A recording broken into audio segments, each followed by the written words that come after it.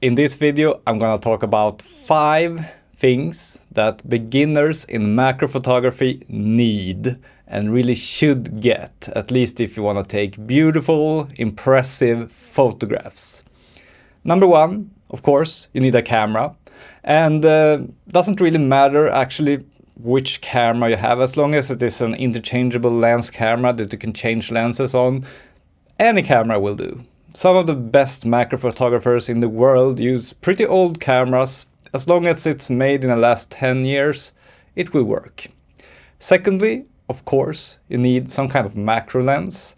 Either you could just go and buy a really good macro lens for around $450. Some of my favorites are the Laowa 2x magnification macro lenses. You can use my lens guide to guide you to the right lens. Or you could also use extension tubes, which is a bit... Wait just a second. It's not really time for you yet, okay? Extension tubes, a great budget option. If you want to try macro photography, get great results, but for very cheap. You could also get a magnification filter, like a Raynox filter, and put on a regular lens and get like good magnification and take macro photos. So extension tubes or a magnification filter are great options if you want to start for cheap without buying an actual macro lens. And the next thing is a flash. You really need a flash to get good results in macro photography because everything is so dark in macro photography. You need to use a small aperture. You need to get a lot of light because you have darkness from the magnification, from actually blowing up the subject that you're photographing. And I would recommend you to just use a normal flash, the one that you put on top of your camera, and not get one of those ring flashes. They look cool, but they don't give you beautiful photos. The photos from a ring flash or a twin flash look like this, and the photos from an on-camera flash can look like this. And I prefer this look. And just wait. I just need to talk about a few more things first, okay? Just wait a little bit, and then it will be time for you. So just get a normal flash. But if you have a normal flash and you take some photos, you'll discover that they don't look that good. There is something missing. And that is also something that maybe some beginners don't know about, but it's really crucial. And that is a diffuser. A diffuser brings the light source closer to your subject, and it also diffuses the light so it becomes bigger and softer. And what this will give you is a completely different vibe in your photos. The colors will look more natural, they will look softer, and they will fade in nicer ways. The shadows will also be a lot softer, and the photos will just look beautiful, vivid, and natural with bright, natural, nice colors. This is why you use a diffuser also, for example, for portrait photography. You use a big diffuser there. But since the subjects in macro photography are so small, you can use a small diffuser. Diffusers, you can make one yourself. For example, you can check my video about Pringles diffuser. Easy to make, very cheap. Or if you want the very best diffusers out there, you can buy one, a really good one. My go-to choice for diffuser is the AK diffuser. It's around $140 or so, I think, so it's pretty expensive, but it will give you beautiful, beautiful results. So that is what I use. And now you can come. It's time for you now. Because this is thing number 5, and this is my new macro photography handbook.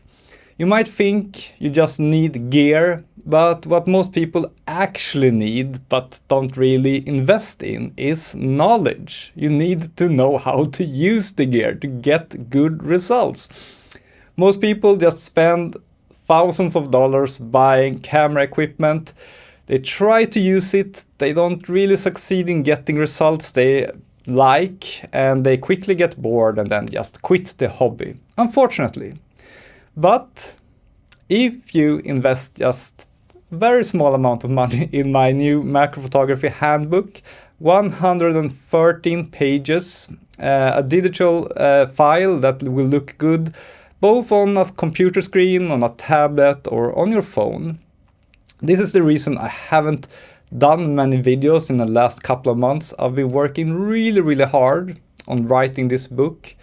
My goal with this book is that if you purchase it, download it, and spend a couple of evenings to read it, it doesn't take that much time to read the whole thing, only a couple of evenings, I think, and you will get from start to finish. If you do that, my ambition is that you will get the feeling that Neo had in The Matrix when he wakes up and goes like, "I know Kung Fu." You should be able to do that after a couple of evenings with this ebook. You should be able to just say, "I know macro photography." And I have really tried my best to include the most important teachings from my 8 years and around 400 YouTube videos that I've made about macro photography. I mean, sure, you could just spend over 100 hours watching all of my YouTube videos and you will get pretty much the same knowledge that is in this book. But in this book, it is structured, so you can easily look up the things you want to look at. For example, if you want to learn about diffraction in macro photography, you could find all the 10 or 20 videos or so I have made where I've talked about diffraction and look at that. Or you can just go to the diffraction chapter in my book and just read it in a very short time and get my very best advice on how to deal with diffraction in macro photography. The same goes for settings, what settings to use with the flash, without a flash, what gear to buy, how to think about gear, what gear to start out with and what gear to buy when you become more advanced. Or if you just need inspiration, what should I shoot in the winter when there are no insects? What kind of subjects can I shoot to get beautiful results? How do I photograph snowflakes? Like, I have tried to really compress all my macro photography knowledge that I've gathered throughout the last 8 years, to really compress it into these 113 pages in this book. And if you do buy this book, you will of course get any updates I do for free. You will get an email each time I've added something to the book or updated it in some way, and you can download that for free if you bought the original one. And I do plan to gradually increase the knowledge in this book as I learn new things, as I expand on certain topics in the book. So yeah, it's 113 pages right now on launch day, but it will probably be more pages over time. So why did I make an e-book and not a physical book? Well, the reason is the complexity and scope of that project would just be too big for me to handle all at once. Like, just writing a book is a lot of work in itself. I began working on this book like 6 months ago, and the last 2 months I've been really trying to focus on getting it finished. Just that in itself is a lot of work. I've done everything myself. I spent a lot of time just on the layout of the book and the structure and everything, and like, it really is a lot of work just to make a book. And then if I would make a physical one, I would have to do high quality offset printing, because I think nothing else comes close to that quality, and I want that quality, and just the cost of that is huge. I think it's at least like $10,000 or maybe even $20,000 to just do an offset print run. And what if nobody would then buy the book? Then I would have made a huge sacrifice and not really gotten anything out of it. So I think, like, one step at a time. Now I'm launching this as an ebook, a PDF that you can buy and download and use and read. And then, who knows, maybe someday, if this becomes hugely popular, I will do a physical book out of it. That day might come. And of course, anyone who purchased the ebook will get a good discount on the physical book if I ever make one. And there will also probably be some people who will complain about the price tag. I mean, what do you think it is worth to get all the knowledge that I've gathered through thousands of hours over the last 8 years? What would it be worth to you to learn everything you need to learn to take photos like mine? Would it be worth half the price of your camera gear? $1,000? Maybe. to some people. I have chosen to put the price, at least for now, at $39 US. I think it's I think it's a lot of value for your money. If you actually take the time to not only buy it but also to read it, to ingest the information, I think you will get a lot for your money. You will most likely take better photos than you ever have before if you just read the book, take the knowledge to heart. So I don't think it's unreasonable. I mean, some photography YouTubers, they make workshops that cost like $8,000, and then the plane tickets aren't even included.